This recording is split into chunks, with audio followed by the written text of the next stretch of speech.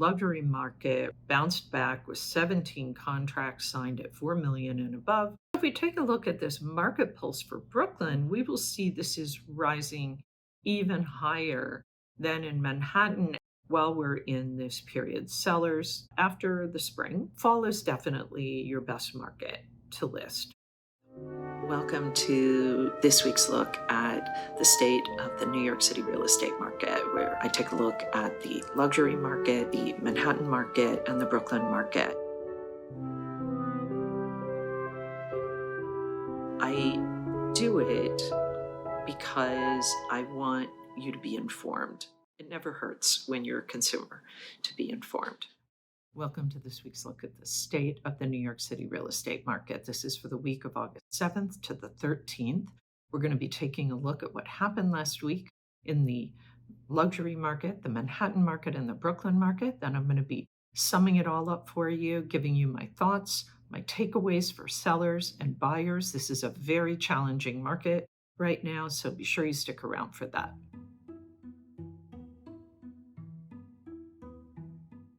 There were 17 contracts signed last week at 4 million and above. That is 4 more than the previous week. 3 were properties that were priced at 10 million and above. 10 of those properties were sold by sponsors, so those were new development. 9 of those properties were uptown. 8 of those properties were downtown. 11 of those properties were condos, 4 were co-ops, 1 was a condop, and 1 was a townhouse. The number 1 property for last week in the luxury market was 50S at 50 West 66th Street. It was asking $23.5 million.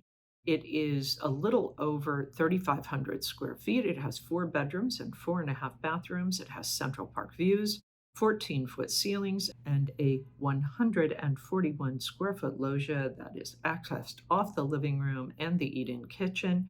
Amenities in this 39-story, 122-unit condo include doorman, a fitness center, indoor lap pool, an outdoor saltwater pool, a jacuzzi, basketball and pickleball courts, screening room, game room, bike room, and the ever-popular dog washing facility. You might remember that this building also took the number 1 spot last week. The number 2 contract was Penthouse N at 459 Broadway.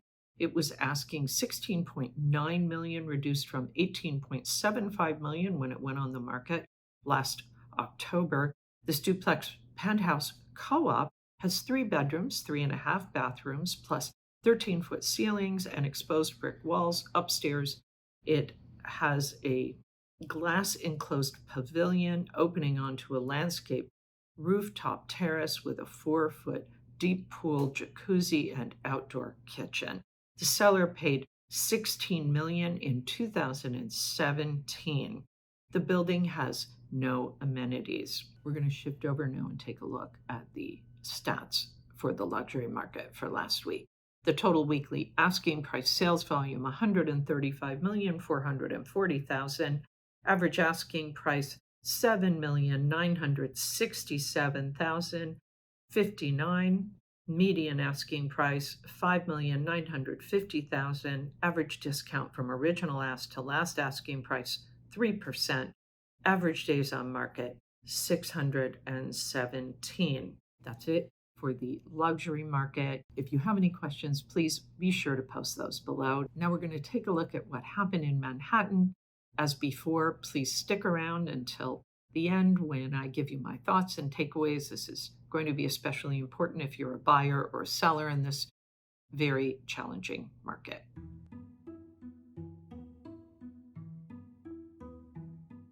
So we're going to take a slightly different look at the Manhattan market than we usually do. We're going to start with this market pulse chart.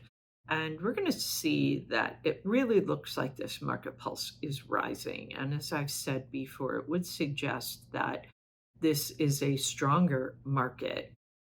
As it rises, it would look more like a seller's market, but that isn't really telling the story.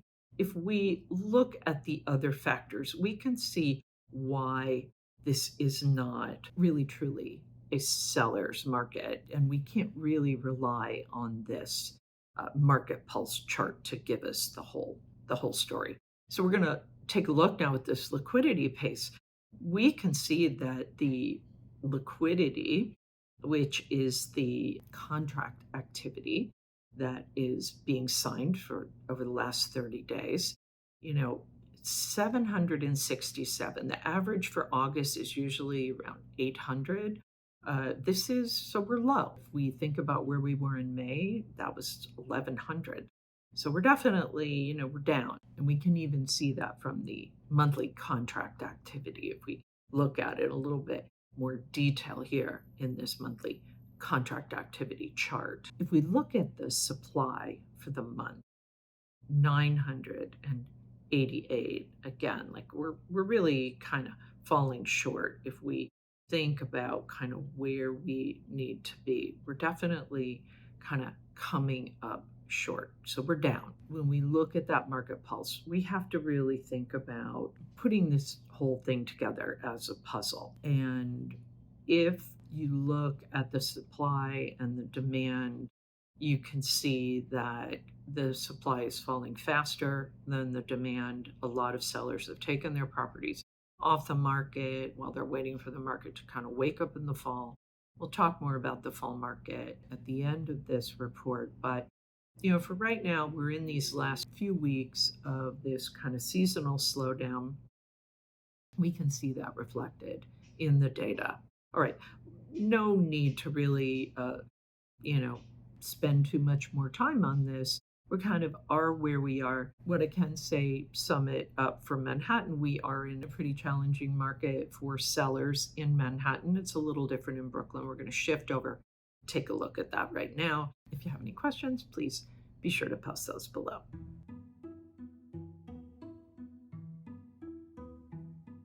So if we take a look at this market pulse for Brooklyn, we will see this is rising even higher than in Manhattan. And in Brooklyn, there's sort of a reason for this. For sellers, this is actually sort of a better story than it is for Manhattan. There's even more demand in Brooklyn and less inventory. You can see how this market pulse is really quite strong in Brooklyn. Doesn't tell the full story, but still, it's good to take a look at this. If we take a look at the liquidity pace chart in Brooklyn, it has dropped a bit, but not really terrible. If you look at the Brooklyn new supply, 695, definitely down, definitely, again, more demand than there is inventory. And the Brooklyn monthly contract activity, while it is down, is still quite strong compared to Manhattan. That's it for Brooklyn. Similar to Manhattan, but Brooklyn remains a kind of stronger market compared to Manhattan, definitely an easier time of it for sellers than in Manhattan. But let's go back now. I'm going to give you my thoughts and my takeaways. So whether you're a buyer or seller, you're probably going to want to stick around for this because, again, there are strategies that I'm going to share with you that I think will be helpful to you. So if we go back and we kind of do a quick recap, we saw that the luxury market bounced back with 17 contracts signed at 4 million and above, 3 were at 10 million and above, 10 were new development, 9 were uptown, 8 were downtown, 11 were condos, 4 were co-ops, 1 was a condop, 1 was a townhouse. We saw the Manhattan supply kind of falling short, Brooklyn supply also falling short, pending sales dropping a bit in both Manhattan and Brooklyn, again falling faster than the demand. We're seeing that the supply is falling faster than the demand. We're definitely seeing a stronger market in Brooklyn. We're definitely seeing a lot of off-market properties in both Manhattan and in Brooklyn. We don't usually talk about this, but I thought it might be of interest to sellers and perhaps even to buyers, that if you want to take a look at kind of average days on the market in this market, the average days on the market in Manhattan are about 70. And average days on the market in Brooklyn, 52. If you have a property that is well priced, you should be staying kind of within that range. That's when you should be getting your deal done faster. You'll make more money. But if that's helpful to you, I thought I would share that information. So here's some things to be thinking about while we're in this period. Sellers, after the spring, fall is definitely your best market to list. So if you're thinking of listing this fall, you should be ready to be coming on the market by mid-September. So why do I say mid-September?